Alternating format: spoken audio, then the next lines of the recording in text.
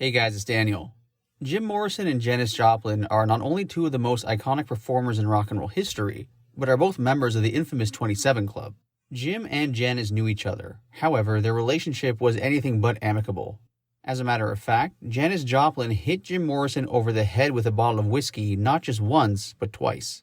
The first time Janis Joplin hit Jim Morrison over the head with a bottle of Southern Comfort was at a party in Los Angeles. The second time Janis did it was at a Jimi Hendrix performance. That concert took place in March of 1968 at a club in New York City. Hendrix was jamming with a group of musicians, and Jim Morrison joined him on stage. However, Jim Morrison, who was heavily intoxicated, began making obscene gestures towards Jimi Hendrix. Janis Joplin also happened to be at that club.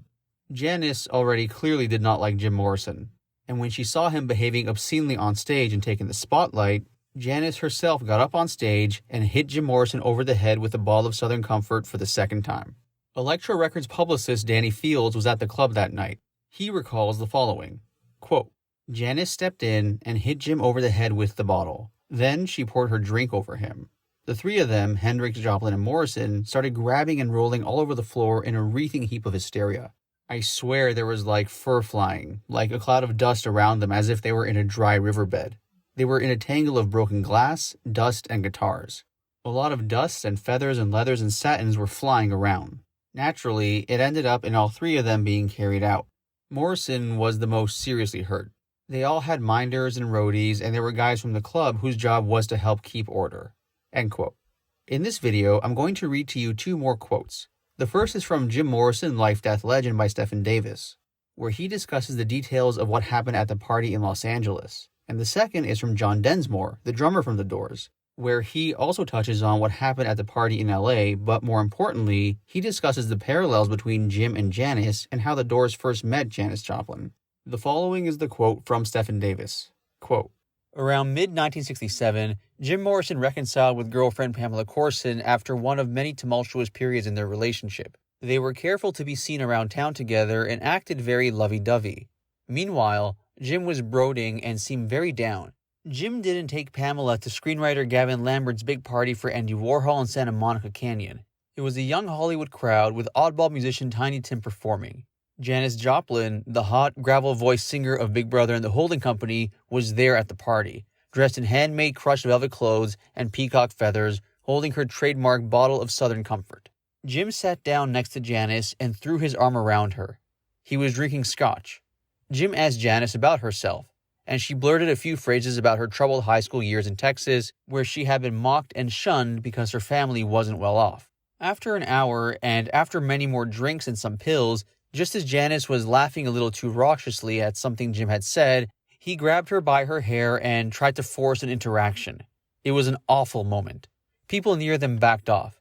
Furious at this humiliation, Janis hit Jim in the face and walked away, cursing at him as she left. Later, as she was leaving, an even drunker Jim stopped her car in the driveway and tried to speak to her. Witnesses said she rolled down her window, and when Jim bent down to apologize, she smashed her Southern Comfort bottle over his head before driving off, cursing him. End quote. The following is from The Seekers by John Densmore. Quote, at a party in Los Angeles, around the time Jim was well on his way to becoming an alcoholic, he pulled on Janis's hair, and she responded by cracking a bottle of Southern Comfort over his head. Just a couple of drunks headed for the gutter. But they couldn't help themselves. Living life with total abandon was their mantra. As Janis sang in Piece of My Heart, she knew no boundaries, and literally gave away too much. I make love to 25,000 people at a concert, then go home, she'd say. I'm reminded of a dream Jim told me he had. We do a big concert, then go back to the hotel, and while walking down the hallway to my room, I hear voices. As I get closer, I wonder if I'm on the wrong floor or something. I check my key, and sure enough, it's my room. But a big party is going on in there. I slowly open the door, and a bunch of people glance at me as if they don't know me, then go on partying. Not all artists are cursed with creativity and self-destruction in the same package, but these two were. After Woodstock, the hippie dream got stuck in a bottle or in a vein. It would take a resurgence of the ideas of Alcoholics Anonymous to get the dream of being happy, joyous, and free back into the light. Dave Hayward, Janis's trumpet player, tells the story of what happened once when they were headed from New York to Nashville for a gig. Janis felt she needed to woo the country audience, and so she picked Chris Christopherson's Me and Bobby McGee as a song to cover. A choice so perfect, it not only wooed the country audience, the recording of the song became her only #1 single. Her performance put the listener right inside the cab of that truck she was singing about, singing songs of freedom. Me and Bobby McGee became the second posthumous #1 single in US chart history, after Sittin' on the Dock of the Bay by Otis Redding. Unfortunately, Janis's substance abuse caught up with her, and she didn't get to see the huge success produced by her last album, Pearl. In the words of one of the great songwriters, Randy Newman, it's lonely at the top. Knowing that made me less jealous of the center spotlight on stage. I was in the back, and maybe that was a safer place to be. Back there you could feel a little from the attention, but you were breathing in less of the helium going straight upstairs to the ego. Janis and Jim were two of those great center stage artists whose demons caught up with them. Two cautionary tales indeed. You don't have to be self-destructive and burn out to be creative, but some artists simply can't help it.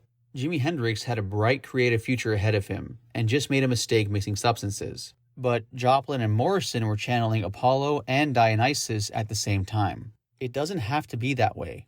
Many great artists live to a ripe old age, continuing to create right up to the end. But when you're not only gifted but tortured, after a time, the human family seems more interested with your troubles than your art.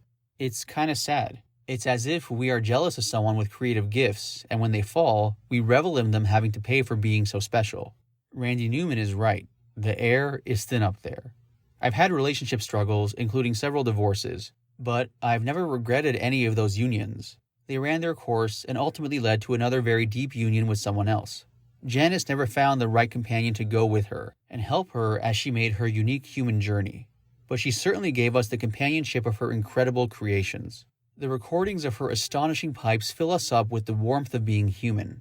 I sure hope, wherever Janis is, she can feel our love and now take in the appreciation of the gifts she gave us.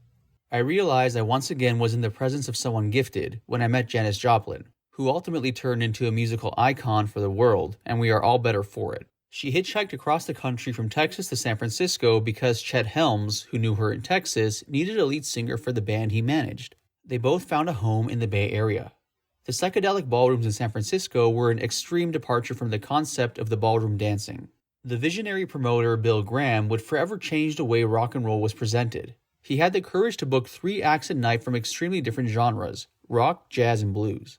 The racial mix was totally diverse as well. In one night you might see Sly and the Family Stone, the Grateful Dead, and a bluegrass group while the walls pulsed with light shows. On our third voyage up to the city by the bay, the Doors were on the marquee at Graham's Fillmore Auditorium with Jefferson Airplane and the James Cotton Blues Band.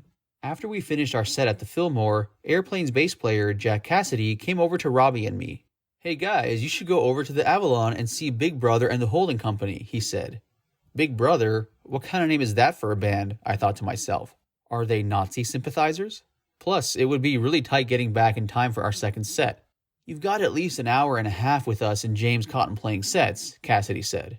"You really should see the singer." At his insistence, Robby and I got in our rental car and jammed over to Van Ness Avenue from Fillmore Street. Walking up the white steps and into the large white room, we could hear a raw bluesy sound coming from the stage.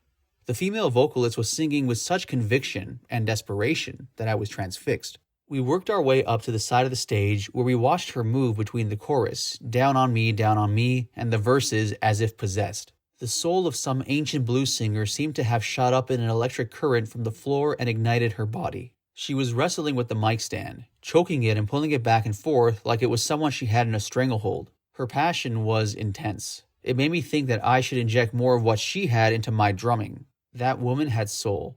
They finished their set and I went back to meet this incredible young singer. Her name was Janis Joplin. After giving everything one could possibly give on stage, Janis was cooling off with shots from her gallon jug of Red Mountain wine. She gave me a very warm and friendly smile, offering me some. I took a hit and gave it back, telling her I loved what she was doing but had to rush back to the Fillmore for our last set. I knew Robby and I had just seen someone we would be hearing from again and again. There was no doubt where she was going, straight up the charts. She put a spell on the listener. The one time I saw Aretha live, I thought, this woman can rile up an entire audience on one note. Janis dreamed of having that kind of ability. She said, Billie Holiday, Aretha Franklin, they are so subtle. They can milk you with 2 notes. They can go no farther than A to B. And they can make you feel like they told you the whole universe.